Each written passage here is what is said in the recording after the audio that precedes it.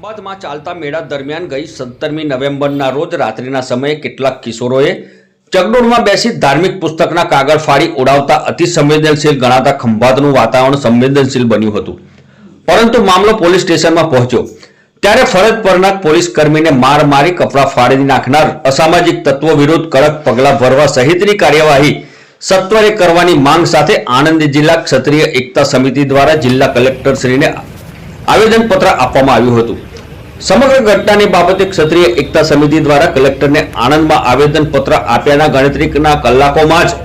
6 વ્યક્તિઓ સહિત 20 થી 25 લોકોના ટોળા વિરુદ્ધ ગુનો દાખલ કરી આરોપીઓને પકડી પાડવા ચક્રો ગતિમાન કર્યા હતા અને ગણતરીના કલાકોમાં જ કેટલાક આરોપીઓને ખંભાત શહેર પોલીસ દ્વારા પકડી પાડવામાં આવ્યા હતા।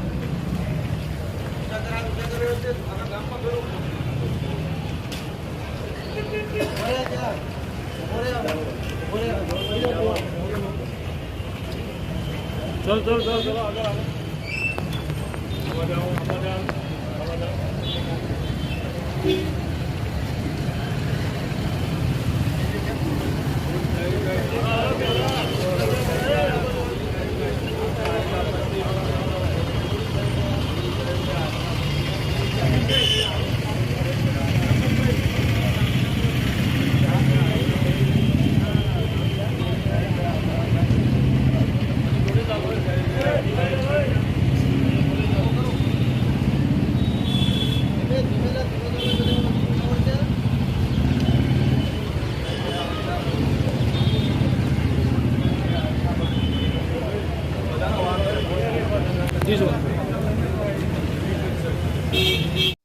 ખંભાત શહેરમાં ગત 17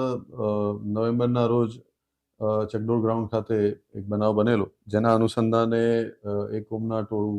પોલીસ સ્ટેશન ખાતે એકત્રિત થઈ ગયેલું અને ખાનગી ડ્રેસમાં રહેલા પોલીસ કર્મચારી સાથે ઝપાઝપી કરવામાં આવેલી, જેના અનુસંધાને ખંભાત સિટી પોલીસ સ્ટેશને ગઈકાલે ગુનો દાખલ કરવામાં આવેલો છે। એમાં ઘણા નામજોગ પણ